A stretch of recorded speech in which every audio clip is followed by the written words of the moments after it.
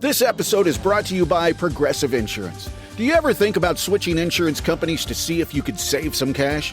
Progressive makes it easy. Just drop in some details about yourself and see if you're eligible to save money when you bundle your home and auto policies.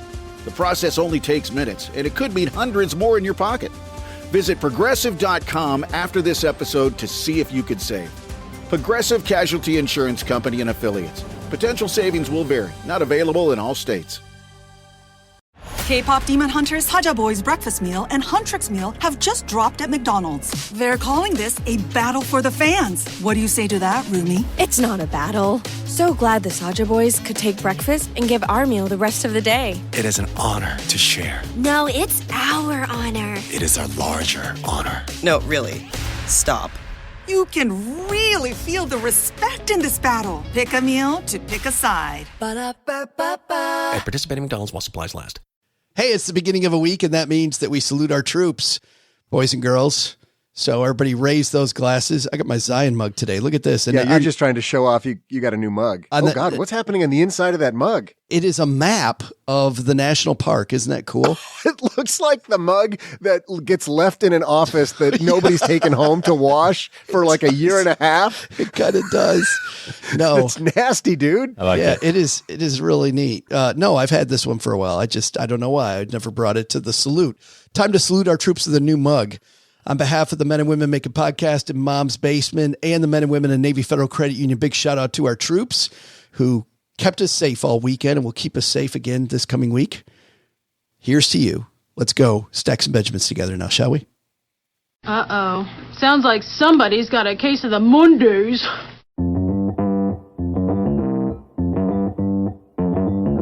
Live from Joe's Mom's Basement, it's the Stacking Benjamin Show.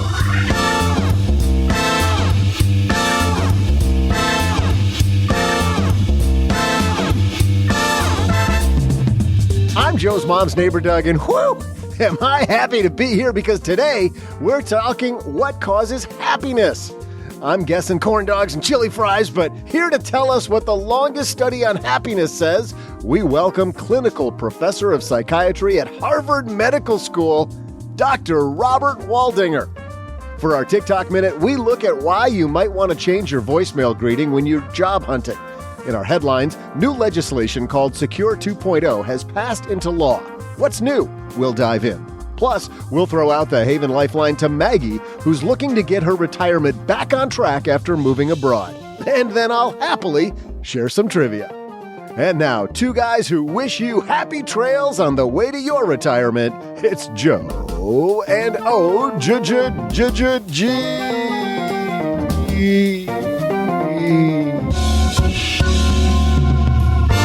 And a happy Monday to you, Stackers. You're here. You're with us.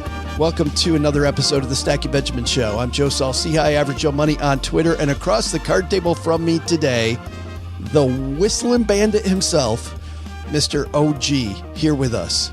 How are you? The Whistling Bandit. I don't know. Better than the Wet Bandits from Home Alone, which I've seen 600 times in the last 6 weeks. Wet Bandits. Yes. The worst nickname on earth. We got a great show today. Dr. Robert Waldinger joining us, OG. He is going to tell us from, Doug, as you said earlier, the longest study ever on happiness. They studied people all the way through their lives. And then now they're studying the children of those first subjects to find out exactly what makes us happy. Dr. Waldinger's like 190 years old? Either that or he didn't begin the study. He just got the handoff, and now he is taking up the study. We'll talk to him about exactly how they did that. But we got some new legislation, OG. Congress apparently, before they said bye-bye, did something, not the craziness going on that we're seeing on the news every day. Instead, we had craziness of passing Secure 2.0. We'll talk about that. TikTok Minute. What else could we do? You know what else we could do, Doug? I know what else we could do. How about if we do this? In business, there is no room for guesswork. Every shipment matters. Every deadline counts. And when you're trying to keep operations running smoothly, the last thing you need is uncertainty. That's why reliability is at the core of USPS Ground Advantage. From the moment your package is first scanned in, it moves through a secure nationwide network, aiding in a timely and accurate delivery. You get near real-time tracking so you can keep up with your shipments. And with affordable upfront pricing, there are no hidden fees or surprise surcharges to throw off your cost sheets. It all adds up to predictable deliveries you can depend on, because knowing your logistics are handled lets you focus on everything else, your customers, your team, and the future you're building. Visit USPS.com/Ground Advantage to start shipping with confidence.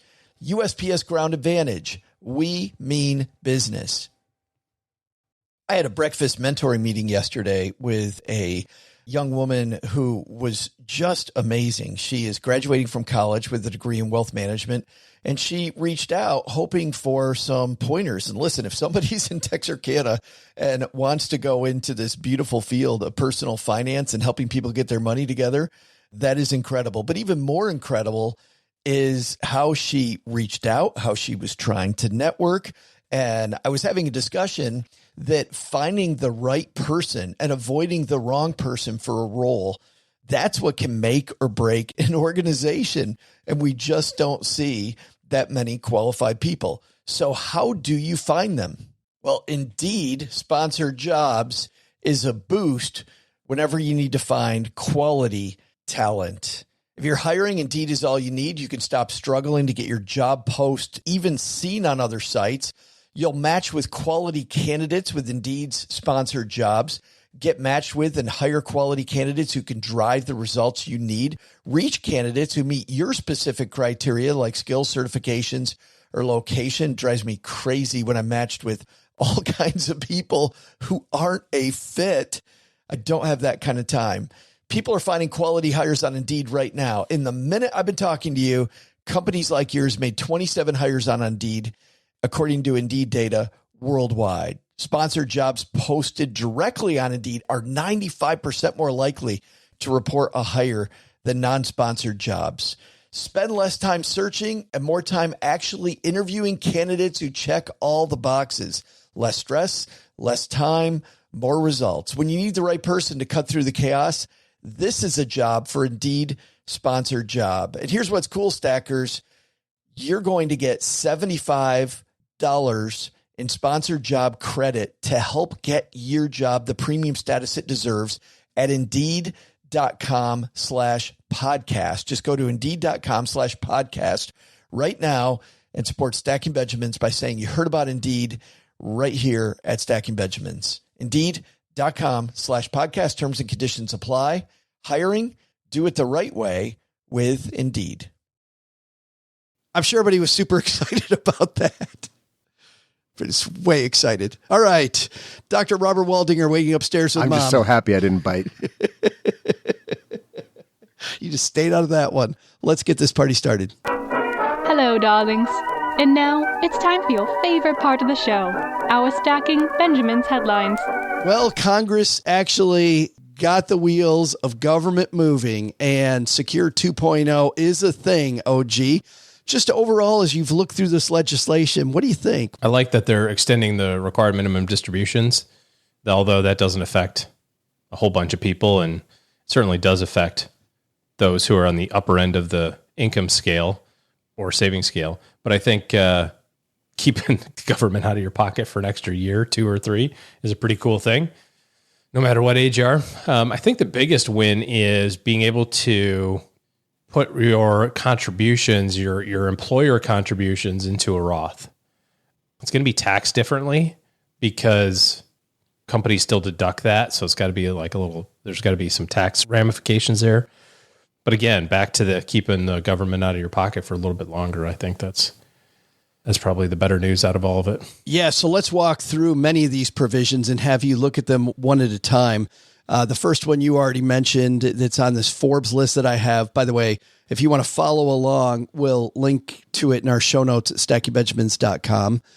Currently, of course, required minimum distributions this last couple of years went from 70 and a half to age 72. Now, as you mentioned, it's age 73. That age is going to be bumped progressively until it reaches 75, effective in 2033. So to your point, OG, yeah, quite a ways away. Yeah. But here's the question. Does this just kind of go along with longevity increasing generally in the population? Yeah. I mean, that's part of the reason why I think it makes sense is because you've got more and more people that are working into their late 60s and 70s, and they don't have to be burdened by this excess withdrawal thing. Now, again, like for most people, this is kind of a non-event, right? If you have the luxury to delay your IRA distributions because you have so much money elsewhere in retirement, this is really just kind of a top quarter percentile type deal of people probably. But, there's some trickle down effects there, I think, that help secondary generations and that sort of thing. Yeah, the penalty for not taking a required minimum distribution, some of you listening may not know that there has been a 50%, 50, not 15, hear that correctly, 50% penalty if you don't take your RMD, your required minimum distribution on time. That's the amount you have to take out. Plus taxes. Right, exactly. Plus the taxes due, if you would have taken it out. That is just the penalty.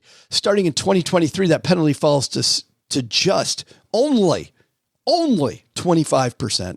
Still a monster penalty. I don't understand why they did that one, actually. I mean, if they're going to make it a penalty, just go ahead and make it a huge penalty, because 25% is still big. Why do you think they have this change from 50 to 25? I don't see that one. That seems like if I'm running a business, I just keep it at 50 because nobody cares. Oh, you got a big penalty? Right. The number could have been 100. Catch-up contributions are changing. Good news. Right now, people age 50 and older can make catch-up contributions of $7,500. Hey, that's you guys. In 2023. Yes.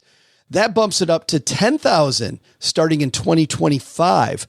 However, this is only for those between 60 and 63 years old. So there we go. Kind of sort of a top tier income bracket folk. Right. That's like, not only can I do my 22 and a half, but then I can also do 7,500 and an extra 2,500. This is what makes me angry about it. That's good. Yeah, no, I agree. But this is what makes me frustrated with this stuff. It increasingly, one step at a time, makes all this garbage more complicated, OG. Now, at age 50, I can catch up, but only to a certain point. And then starting at age 60, I get another bump up. Now we've just taken this easy to remember catch-up contribution, and we've now made it 2 steps. Before we know it, it's going to be 5 steps. I mean, every time we do this stuff, we just make it more complicated. I don't understand why they didn't just make it for everybody one set number. Yeah. And like we've advocated, why not just make it one set number that's really big for everybody into whatever freaking account you want to put it in? Just do it. Don't even care. Just save it. If your 401k allows you to put it in there, put it in your 401k. If you don't have a 401k, which I know is one of the other things that Secure 2.0 did, put it in your IRA. Like, who cares? Just have an aggregate total of, you can do 50 grand or you can do 150. I mean, who cares what the number is? Let people save money. This Forbes piece makes a good point of, what if inflation runs away again between now and then? Well, luckily, this provision allows the number to be adjusted for inflation. So while it's $10,000 in 2022 dollars, it might be higher if we don't get any inflation under control by 2025. So that number can now change. IRA catch-up contributions will also be adjusted for inflation starting in 2024. Let's talk about 401k enrollment changes. 2 things. We now have an automatic minimum contribution of 3% effective in 2025, OG. So this idea of government mandated, opt-in instead of opt-out is a real thing. If you go to work for a new company, you'll be opted in at a 3% rate to your 401k. What do you think about that? It's great. Yep. Inertia. Well, and I'm going to take it. Why don't I take the OG curmudgeon role? You know what I don't like about it? If you're going to opt people in, make it a meaningful number. Oh, hold on. What's the OG curmudgeon role? I've never heard of this. I have a role of being a curmudgeon? No Maybe idea. Maybe I should act on that a little bit more. If we're rewriting storylines and, this is new to you? Yeah. I mean, apparently, is this a new, I must have missed the meeting where we turned OG into a curmudgeon. Well, let me just say this. If you're going to opt people in, OG, let's make it a meaningful number. 3%. Really? Yeah. I hear what you're saying. 3 is greater than 0, though. It is. Now, the good news is as an employee... Hold on a second. Yeah. Doesn't this also have an automatic escalation? The 3% thing is lower. Companies have the option to make that higher. They can make that mandatory minimum number higher, and they have to increase it every year up to at least 10%. So like in 1% increments. So if your company, Joe, you decide, hey, 3% sucks, we're going to do 5. That's cool. You can auto enroll at 5 and do a mandatory 1% every year up to 10. And you can go all the way up to 15. So I will get there. Yeah. Which is, the way to do it. I mean, who was the person that we had on a couple of months ago that was talking about spending being in like different tranches of your life?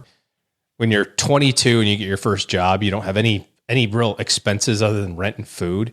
So you save like crazy, or you have the opportunity to. And then when you're like 38 with 3 kids, a mortgage, a home equity loan, 2 cars, your like savings rate plummets.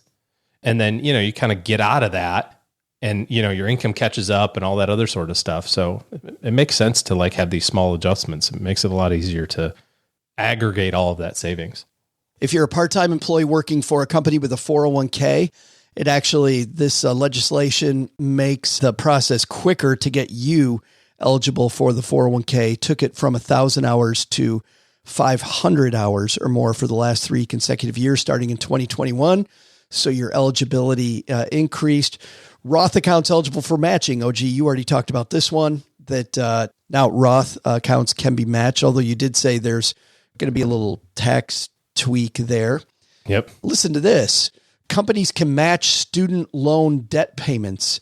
If you're paying off student loan debt, often people are worried about, do I save into my 401k or do I pay off my student loans? Well, now you can kind of do both by paying your money towards student loans, and your company now matches that student loan repayment as a 401k contribution. Helps. Yep, absolutely. But doesn't match into the student loan.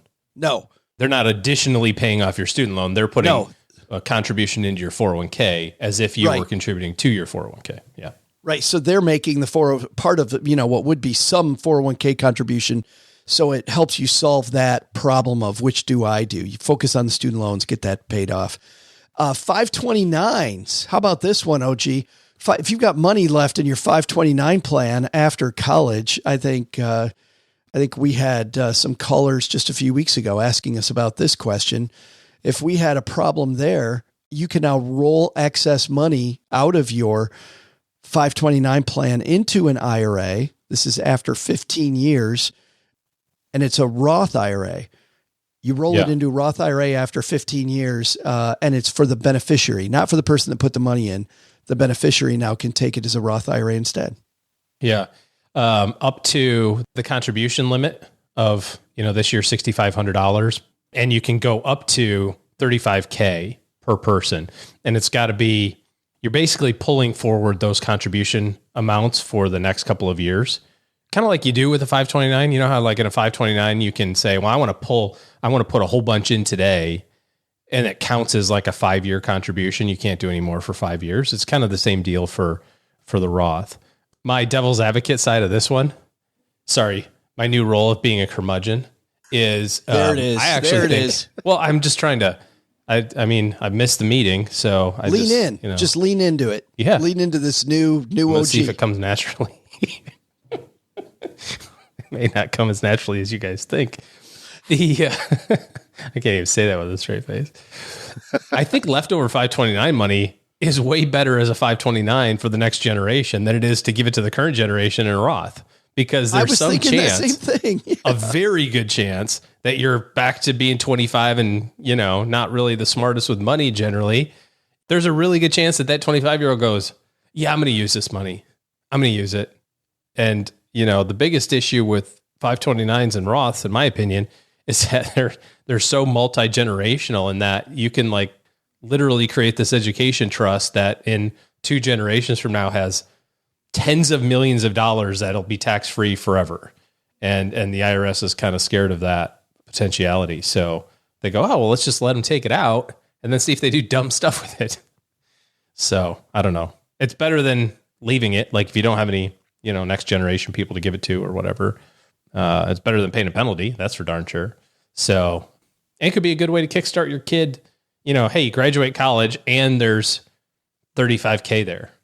I wonder from a planning standpoint, if that's going to change people's planning assumptions of, I don't want to have enough for college. I want to have enough for college and 35 grand because, you put 35 grand in a Roth IRA for a 22-year-old. Any ideas how much that is at 62? A lot. Correct. That is the exact answer. Yeah, it's $600,000. So, give or take. Good start. Yeah. Well, and this is, OG, I think, another problem being solved that wasn't a problem at all, to your point. I think that, a lot of guests we have on here talk about families not thinking enough about building intergenerational wealth. And the 529, if you used it the way that it was used to be, it was designed to be intergenerational. It was designed so that if you put too much money in it, it went to the next generation and could become the family, quote, education trust.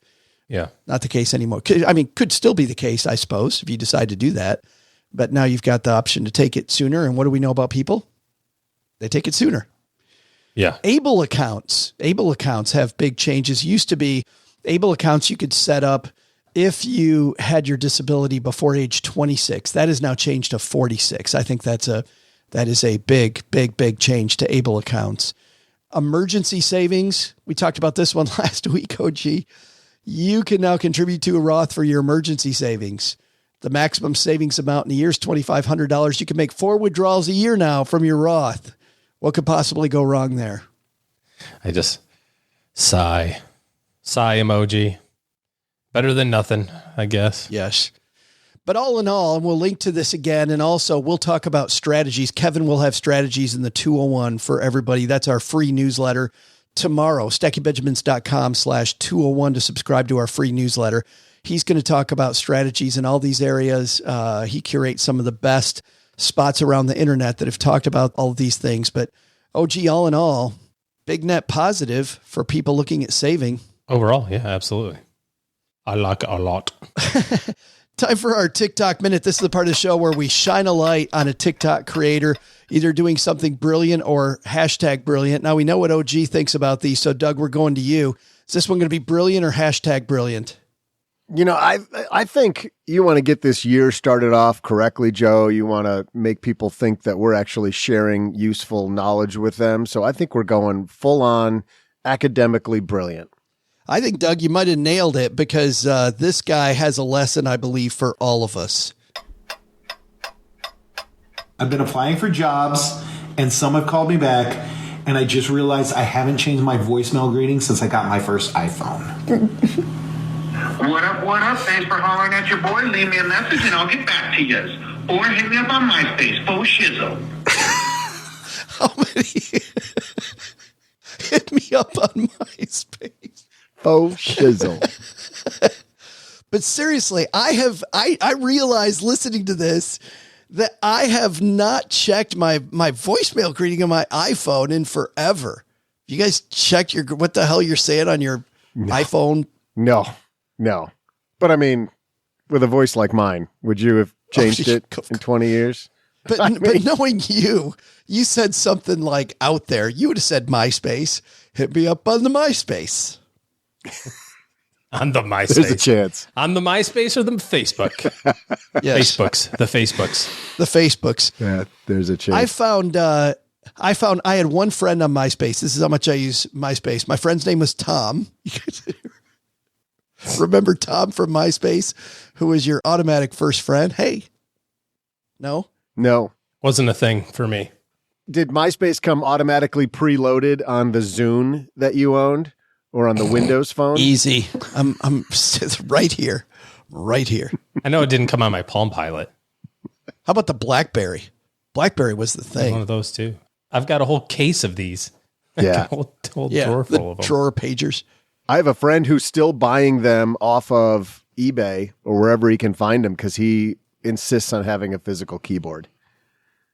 It's a bizarre attachment he has, but I don't even know if you can still, will they connect to any networks? Those laptops.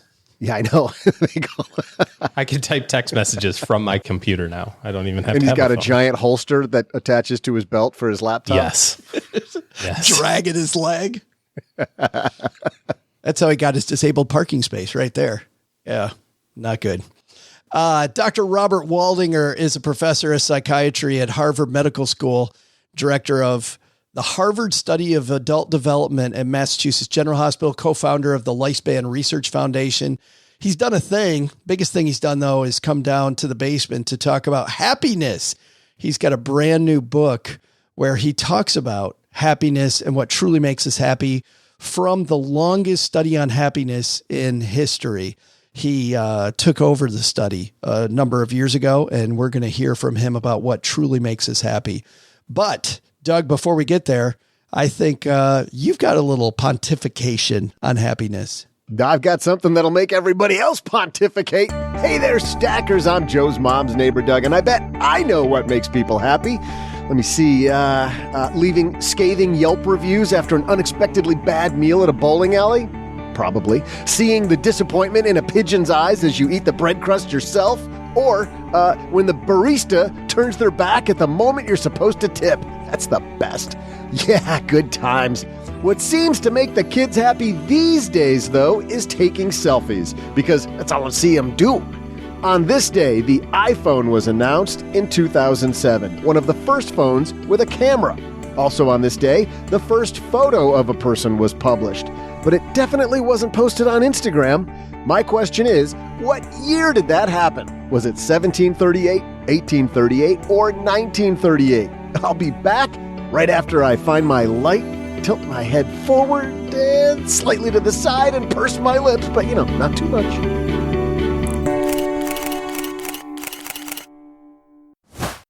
Insurance isn't one size fits all. That's why drivers have enjoyed Progressive's Name Your Price tool for years now. With the Name Your Price tool, you tell them what you want to pay, and they'll show you options that fit your budget. So whether you're picking out your first policy or just looking for something that works better for you and your family, they make it easy to see your options. Visit Progressive.com. Find a rate that works for you with the Name Your Price tool. Progressive Casualty Insurance Company and Affiliates. Price and coverage match limited by state law. What would you do if your online store converted 36% more shoppers? You could take 36% more vacation. Another pina colada? Yes, please. Open a new retail location with 36% more square feet. Fantastic. Hire 36% more help. You're hired and you're hired. Shopify has the world's best converting checkout, up to 36% better than other e-commerce platforms. What you do with those extra sales is up to you. Switch to Shopify today at shopify.com/listen and get a $1 trial. Shopify.com/listen.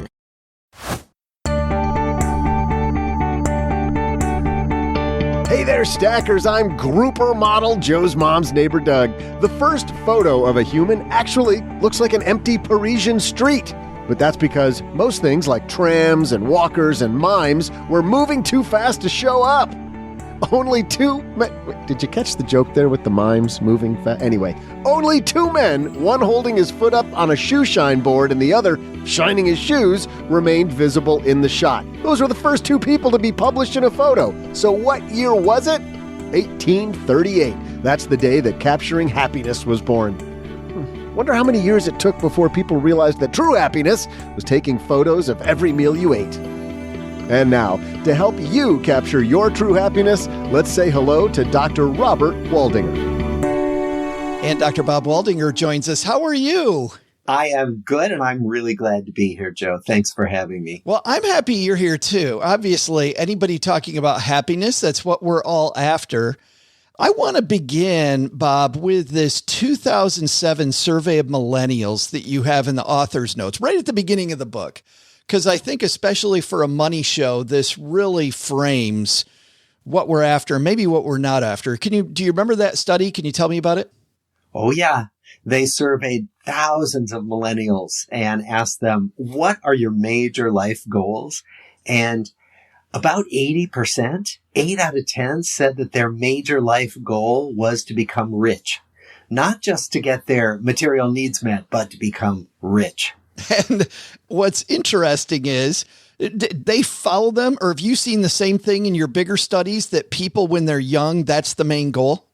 Yes. And some people, even when they're older, the financial bottom line is the only metric they can imagine for having a meaningful, good life. And so that's what they stick to, but especially young people. And I think it's because we get these messages all day long from the culture that, you know, if you have lots of money, if you buy these things, life will be good. Yeah, well, that's what was frustrating to me was that it was also not just being rich, Bob, it was the trappings of being rich, right? You guys looked into that. Oh, yeah. Material things. What we found actually was that when you use your discretionary income to buy material objects, you're less happy for less long than if you use your discretionary income to have experiences, particularly with other people, you know, going on a vacation with your family or tickets to a basketball game with a friend. Any of those things makes you happier for longer than buying the next flashy car or the next big screen TV.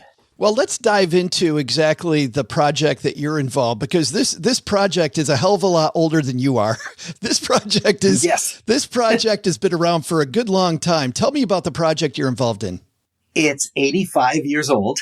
It started in 1938, and it's the longest study of the same people that's ever been done. Started with teenagers and followed them all the way through to the end of their lives to look at what helps people thrive and what things don't make people thrive so much. And now we've expanded to all their children.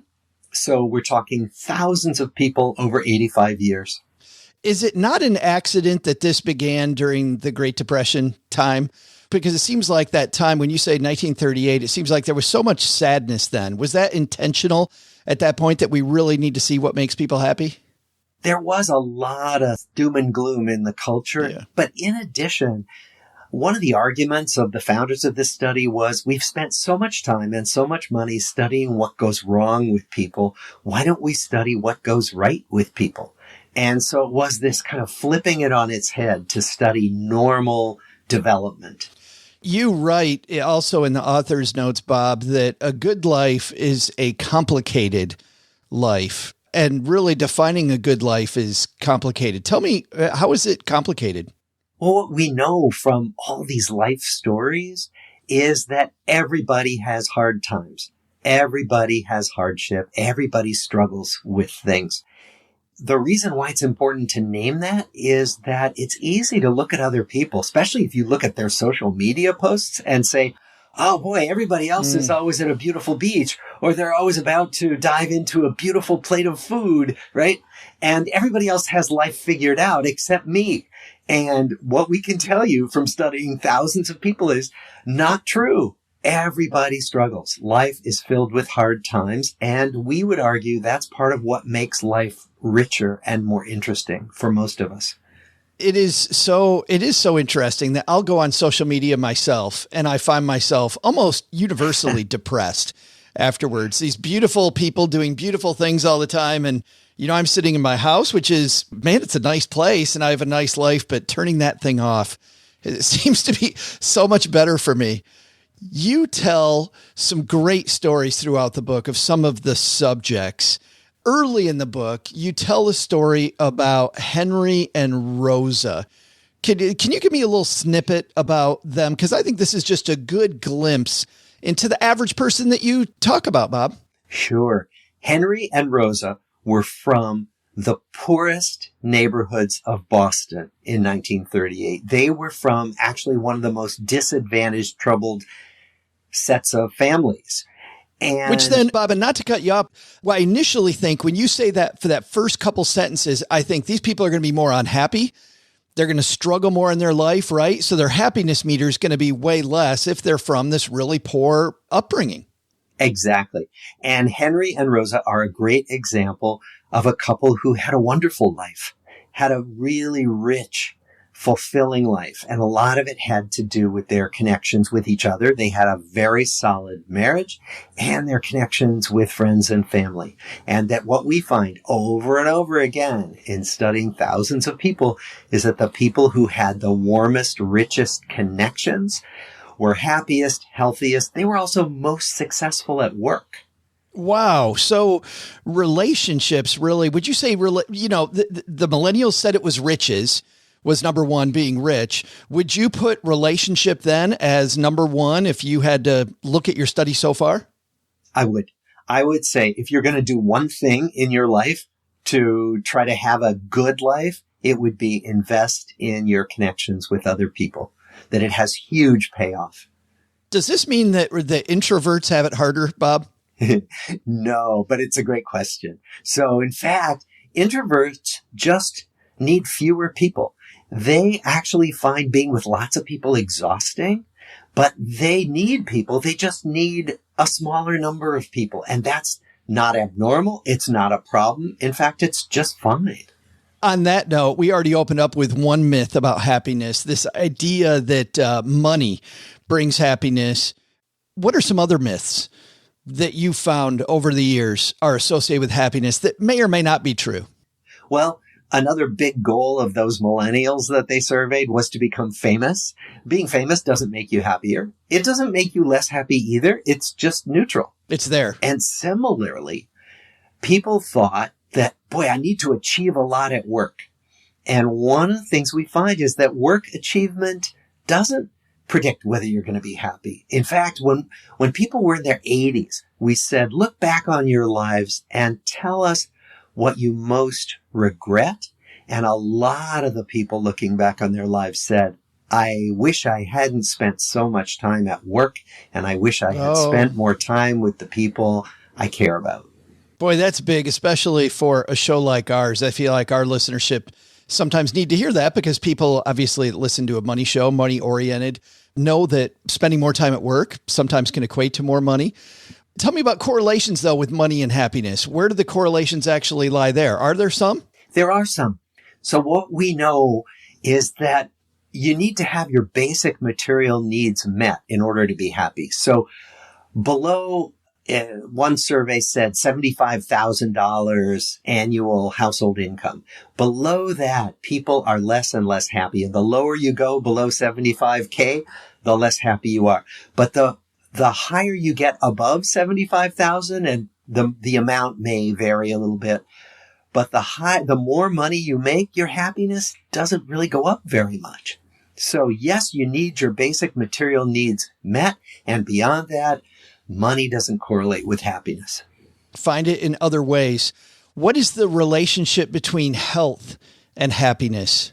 Strong relationship. So the other big finding of our study was that if you take care of your body, you're happier as well as obviously healthier. So what that means is getting that health care that you need to get, going for those checkups, getting regular exercise, not becoming obese, not abusing alcohol or drugs. All of those things really matter to keeping you both healthier and happier. That's interesting. So is longevity then also tied to happiness? Yes. People who are happier on average live longer. No one person can say, gee, if I'm happier, I'll live to be 100. Yeah. But on average, the people who have a greater sense of well-being stay healthier and therefore live longer. We've seen studies before, Bob, about people that feel like they have a mission in life, right? That they have something that they have to do. I'm thinking especially about one study where in a nursing home, half of the people living there were given a plant and they had to take care of the plant, make sure the plant stayed alive. The other half were just left to themselves to do whatever. The people that had to take care of the plant lived longer on aggregate than people that just were left to their own. Is there a connection then between purpose and happiness? There is. And there's a connection between purpose and longevity. As you said, that the people who say, this is why I get up in the morning, this is what my life is about, are happier, stay healthier, live longer. And that could be anything. It could be taking care of a plant or a pet. It could be taking care of grandchildren. It could be mentoring your younger coworkers at the office. There could be so many purposes, but you want to have some sense of what means something to you and whether you can live out that purpose day to day. One of the big questions that retirees ask is, do I still matter? And what we know is that everybody wants to feel like they matter somewhere, somehow to somebody. That's amazing. It seems like, too, for the older people in your life, just telling them they matter, like having those discussions, I think would be great for you and great for the older people in your life. I was wondering, we began by talking about the importance of relationships and about how relationships are number one. And we just talked about purpose. It would seem to me then that purposeful relationships, like working on building this purposeful relationship, more important than one that's just a get together and play cards. Is that true or not at all? Not at all. It turns out you can have all kinds of different relationships, right? So yes, purposeful relationships, like together we're going to work on this project. Great. It's actually one of the things that brings people together, volunteering for a political campaign or to combat climate change or whatever your passion is. But there are also relationships where we just play cards together. We just go on hikes together. Those are absolutely as important, as impactful, as beneficial. There are all kinds of ways to have connections with other people, and they all work. Which goes back to complication, right? How complicated having a good life really is. And a fabric, I guess, of a real fabric makes a good life. Yeah. Yeah. And I think, to emphasize that point, that different kinds of relationships are really helpful. So we have some relationships that are for fun. We have some relationships where we help somebody or they help us. We have other relationships where we share our most important secrets and concerns. All kinds of different relationships are useful to us. And in many ways, what we want to be sure of is that we have a collection of different kinds of relationships in our lives, if we can manage that. Is the word happiness too broad? I think happiness is really a momentary feeling. If we think about, am I feeling happy right now? Yeah, I'm talking to you. It's fun. We're having a good conversation. But an hour from now, I might be really annoyed at something. I won't be happy. I won't be happy right then. So happiness is like an up and down thing. So I like to think about well-being, this kind of bedrock of things are okay. I've got the ingredients in my life that mean that things are generally okay, even when I'm annoyed, even when I'm having a bad day. It's a kind of safety net that we build that can make happiness more likely moment to moment, but that expecting to be happy all day long is a complete pipe dream. Nobody's happy all the time. Yeah, much more about this overall satisfaction. I like your term well-being. I think way better. Is well-being then more of a mindset? I guess if I'm optimistic about my well-being and about the fact that things are going to be okay, have you seen that optimism actually breeds more contentment? Optimism does breed more contentment, and it's not clear that we can control whether we're optimistic or not. Some of us are born more optimistic temperamentally, right? And some of us are Tiggers and some of us are Eeyores, some of us are kind of gloomy and we see the glass as half empty all the time. And so we can't totally control it, but there are ways to reframe things. So one of the things we know is that a gratitude practice actually makes us happier and feel better about our lives. So if I'm in a bad mood, but I think, okay, well, what do I have to be grateful for? It's really helpful to call those things to mind. Like, my wife, what would life be like for me if I hadn't met my wife? Well, it wouldn't be so good. What would life be like for me if I didn't have my close colleague, Mark, who I wrote this book with? Well, our research wouldn't have been nearly as good. So you think of the what if I hadn't had this in my life? And it can make you start feeling really grateful for your life. And that's a helpful exercise, especially when you're feeling kind of crummy about things. You've done far more research than I have on this, but I've had this thought recently, looking back on my life, that the more gratitude I feel, the more grateful I am, the more riches seem to follow me. And maybe that is just a sense of well-being and happiness, because as I realize that I have friends around me, I have people around me, I have people that would take care of me if things go badly, that then I feel this well-being, which makes me feel a richness. I don't know if there's anything there scientifically, but it's certainly what you're saying rings true. Yeah. Yeah. And there is, if you think about it, if you smile at people, they smile back. They might make conversation. They might, if you walk into a room frowning, maybe just because you're concerned about something else going on in your life, but you walk into a room frowning, the message is, don't come near me. If you walk in and you're smiling, you're giving off that kind of energy, people respond. And so I think what you're saying is that you can kind of give off messages of, come approach me. Or you can give off messages to stay away. And that makes a big difference in how easy it is for us to connect with other people. It's funny. You saying that reminds me of another question I wanted to ask you that I nearly forgot, Bob, which was there's a fascinating study you talk about a stranger on a train. And the setup for everybody is that you and I are sitting across from each other on a train. Do you make conversation or not? Or, even on an airplane. And generally, by the way, if the person next to me on an airplane starts talking, I'm like, oh God, no. Oh, please, please, please, no. But this study showed something a little different, and it's not the same thing we were talking about, but a little related. Can you talk about the stranger on the train? Absolutely. Some researchers got two groups of people who were about to take a subway train and gave them an assignment randomly. Some of them were assigned to do what they usually do, which is to keep to themselves, look at their phones, listen to music, read the paper, whatever they did. Other people were assigned to talk to a stranger while they were on the train. And they asked people, how much do you think you're going to enjoy this assignment we've just given to you? And the people who were assigned to talk to strangers uniformly said, we're not going to like this. Zero. This is not going to be fun. So they went through, they did their assignments, and afterwards they asked them again, how much did you enjoy your train ride? The people who had to talk to strangers were way happier at the end and enjoyed it much more than the people who kept to themselves. And it's an indication that we're not always so good at anticipating what's going to be fun, what's going to make us happy. And that's useful to remember. I love that because it brings up these surprises in life, these things where you don't expect to get happiness and then it's there. And I think about all the great conversations I've had on airplanes with strangers, even though I hate doing it, go in.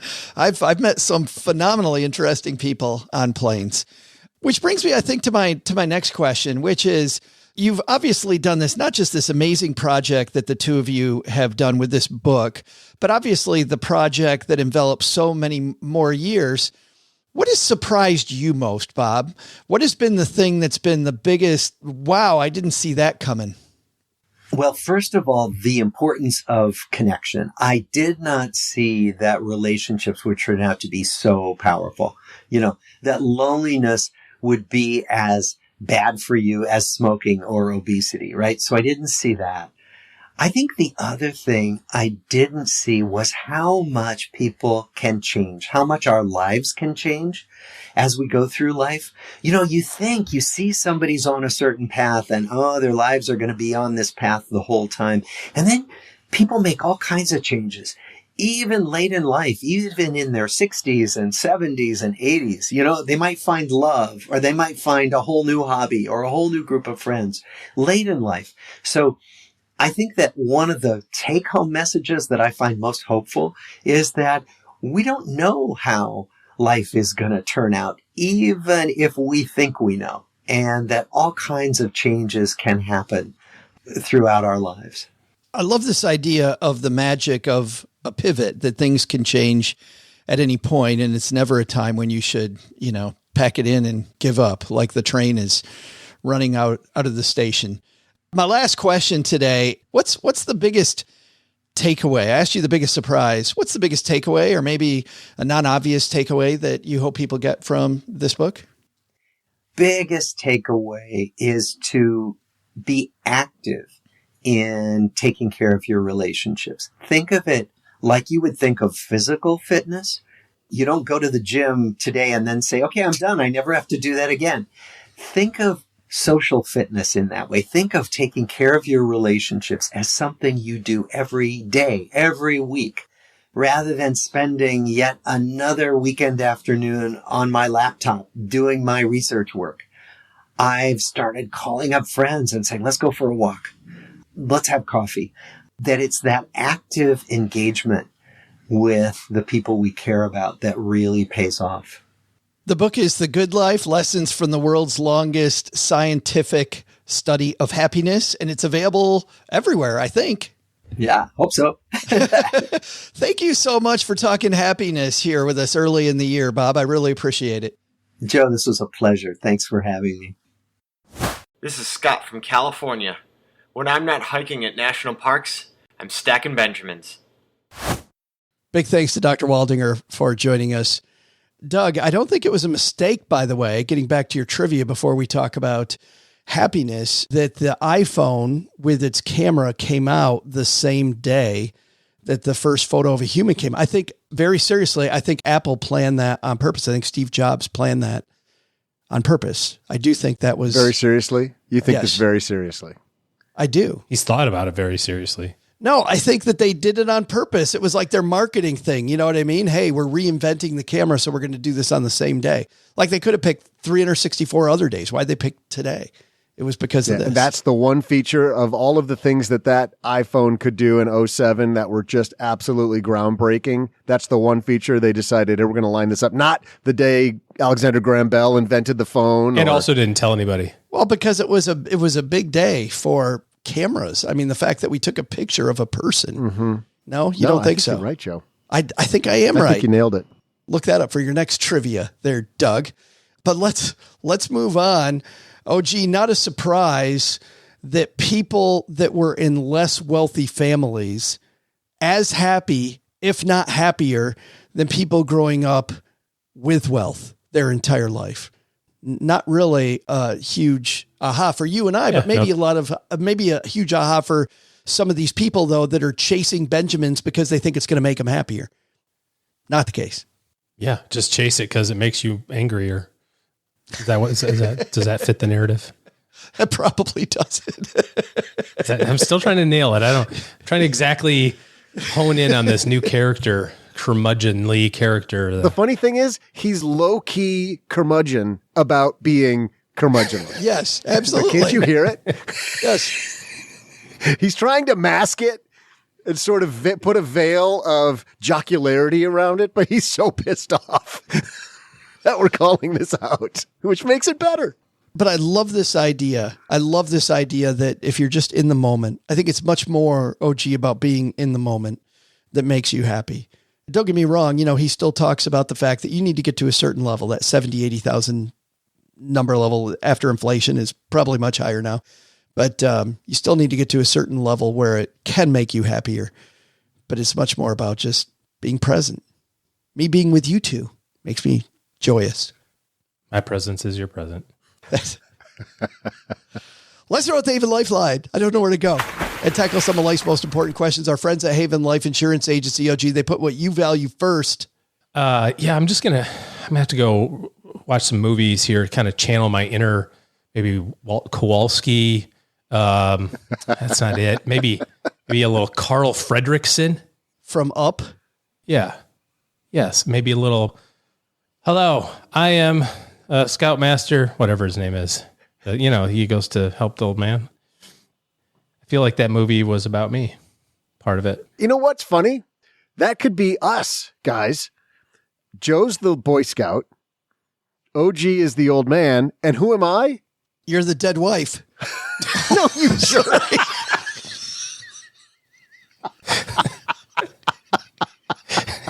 I thought I nailed it. What an ass. I am Doug. Yes. Yes. No, you're the dog, obviously. Oh, dog. You're the dead wife nobody sees. Sorry. I got it. Sorry, I messed that up. I don't know where we're at here, guys, but I think it's your loved ones and your time. That's what it says here. Oh my God. It's why they've been buying like a half an hour. I know. It's why they've been buying quality term life insurance. Actually simple. You go to stackingbenjamins.com/Haven Life now for a free quote. Love what they're doing at Haven Life here in 2023. Get your insurance in order. You know that you need it. They have affordable prices. Their application's simple. It's online. You get an instant coverage decision. All policies issued by their parent company, Mass Mutual, more than 160-year-old insurer. And you know what you should do? in the comments, tell them that we sent you. Make sure that they know that Stacking Benjamins sent you to them, so you can also let them know how much we helped you get things in order. StackingBenjamins.com/HavenLife. Today we're going to throw out the lifeline to our new friend, Maggie. Happy New Year, Maggie. Hi, Joe, G, and Doug. My name is Maggie. I'm a longtime listener and first-time caller. My partner and I moved abroad for his job in late 2021, and I've been unemployed ever since due to unforeseen circumstances. I am nervous about losing out on a year of saving for retirement in the usual methods, but we'll be back in the U.S. for 3 weeks in late December and can hopefully sort something out. I'm thinking of just throwing $6,000 into a Vanguard brokerage account and mentally treating that like a retirement account. $6,000 because we can make that work, and that is the Roth IRA max this year. I have a Vanguard Roth IRA from previous employment, but I don't think I can do much with that right now due to having no income. I will be working in 2023, thankfully, so this is just a 2022 problem. Also, my partner and I are not married, so there's no spousal contribution option. Any guidance on what you would recommend I do would be very much appreciated. Thank you. Thank you for the call, Maggie. You know what's funny, OG, is as I'm listening to her call as she's talking, I'm thinking, well, the good thing, you can do the spousal. And she goes, and my partner and I are not married. And I go, oh, and there it goes. Yeah, so, tell that slacker to put a ring on it. Come on. Be easier for taxes. Yeah, what if Maggie doesn't want that ring, though? Maggie's like, no, thank you. Who knows? Yeah. Maybe not. But what does she do, OG? Where does she go with this? This is the best of the worst case scenario, I think, right? I mean, when you contribute for retirement, you have to have earnings to put money in a retirement account, whether it's a 401k, 403b, Roth IRA, any of those things. And if you don't have any earned income, you can't contribute to a retirement account. The reality, however, is that everything's a retirement account until you designate it something else. Having a whole bunch of money in a Roth is a really good idea, but having money in a pre-tax account is a good idea too. And having money in a brokerage account for retirement is a great idea also. So there's nothing wrong with having retirement money not in a retirement sheltered account. You're going to want to have some flexibility anyway. So the fact that you're able to put away some money for last year is fantastic. If it can't go into a retirement specific account, that's okay too. No big deal. So cool. Put it in a brokerage account and move on with life. And there it is. I don't think it has to be complicated, I think is your answer, OG. No, I mean, money is to be used however you decide to use it. Just because it's not in an account that says retirement on it doesn't mean it's not for retirement. I have clients that have rental properties that they consider their retirement. I'm going to sell this when it comes time to retire. That's a retirement account. And this is why, by the way, Maggie, people like accounts like, and we don't have any relationship with Ally Bank, but they like the Ally Bank high yield savings because, OG, you can set up these different buckets. So people sometimes say, hey, I like the IRA, the Roth IRA, because it says to me right on the statement what it is. And I know that Ally Bank high yield savings, because I use it, you can separate that into separate buckets. We do have a relationship with Cube Money, and I like using Cube Money because when I deposit my check, I can put it into a grocery cube. I can put some into my board game cube. I can put it into all these different cubes for different things. So even though there isn't a government sponsored program like a Roth IRA available, you can still find accounts that do that, or you don't even need to rely on Ally or Cube. You just make it whatever you want to make it. Yep.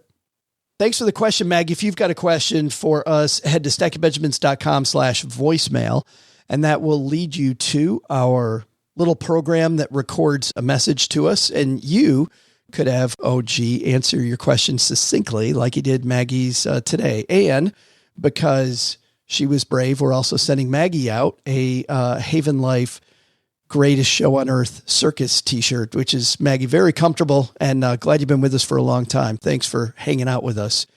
Well, that's going to do it for today. If you are somebody that hasn't hung out with us for as long as Maggie has, you may not know that we work on many different platforms, not just on audio, but we also do lives on Instagram and on a small but quickly growing app called Fireside, where you can ask some questions of our guests as we interview them for the show. We also have the newsletter we mentioned earlier called the 201 that does deeper dives into all the topics we talk about trying to make these things as usable as possible so that you can go out and stack Benjamins. To get a guide on all of those places where you can find us, YouTube, wherever it might be, stackingbenjamins.com/welcome takes you to the free guide of all the different platforms that we're on. But if you're concerned more about the market and chatter about recessions and all the craziness going on, OG and his team have put together a free guide that shares 8 moves to make in a down market. This guide will help you plan more and panic less no matter what the market does. So head over to stackingbenjamins.com/guide and get this helpful free guide from OG. That's stackingbenjamins.com/guide. And I think we all want to panic less in 2023. I liked last week, let's overcommit less. I also like Dr. Waldinger today. Let's be happy more. Let's be in the present more. A lot of good stuff to kick off 2023. Can't wait for you guys to see what we have next. Speaking of that, on Wednesday's show coming up, you want to join us because we're not only going to talk to somebody from Vanguard about investing differently in inflationary times. Are there things you should be doing differently? We'll talk about that during our headline. But our featured guest is Dr. Myra Strober from Stanford talking about money and love. So today we're about happiness. Wednesday, we'll be talking money and love. And some interesting findings these ladies have, how money might change the game for you in your relationships. This is news? I think it actually is news. Okay. Reading her book, this gets a lot deeper than I even thought. I was very surprised. Yeah. But Doug, you got it from here, man. What should we have learned today? Well, Joe, first, take some advice from Dr. Waldinger. Looking for happiness? Well, don't wait until you build your stack to try and have some fun. Set milestones along the way to enjoy the process. Second, Secure 2.0. I think it's time to get to know this new legislation and maybe tweak your plan to fit the new guidelines. But the big lesson? Kids today take the selfie for granted. Back in my day, we had to hold still for at least half an hour to show up.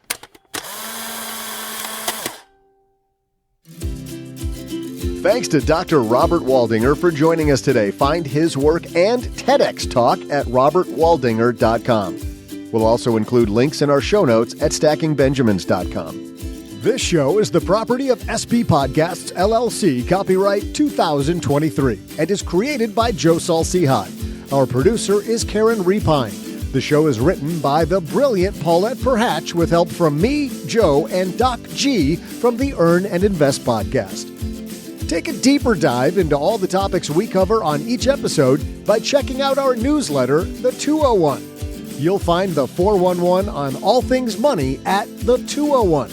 Just go to stackingbenjamins.com/201. Tina Eichenberg makes the video version of this show.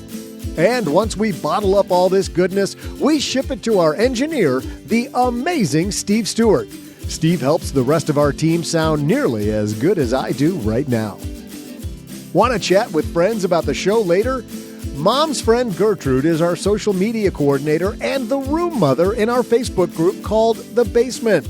So say hello when you see us posting online.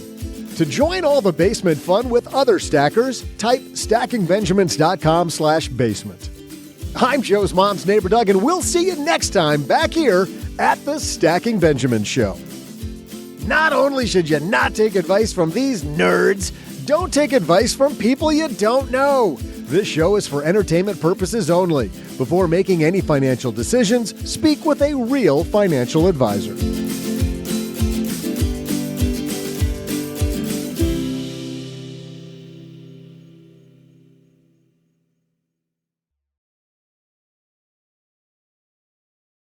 Wait, are you waiting for something else? What else could you possibly be waiting for? The show's over. Well, if you need something else, let me tell you about the holidays and about how the holidays wreak havoc on so many people's personal financial situation. And that's why it makes sense to partner up with Navy Federal Credit Union to pay down credit card debt.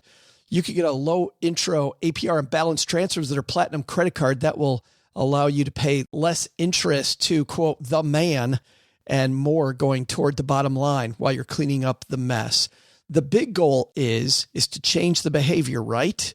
And so learning to get a budget in place, learning to go maybe cash only for a while you get those good habits together, and then move your interest to low interest spots like the Platinum credit card from Navy Federal can help a bunch. It's their lowest rate credit card and a great tool to help you pay down debt. Navy Federal can also help you on your next home improvement project. Remember, you always want to have a debt strategy.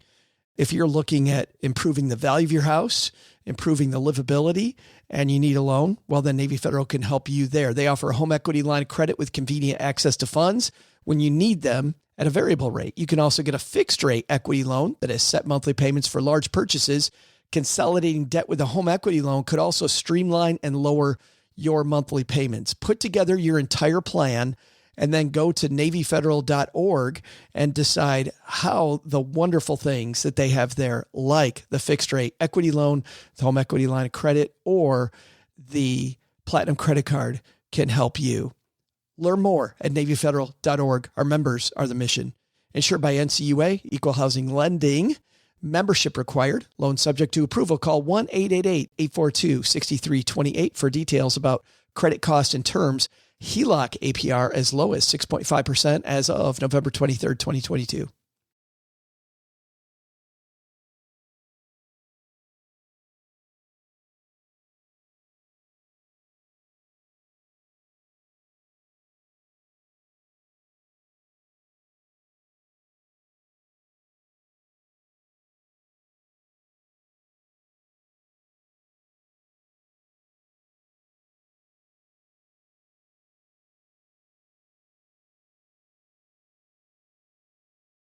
Oh, I finished Terminal List last night. I forgot that I had one episode left, and I saw the safe room that was in that amazing house they filmed in.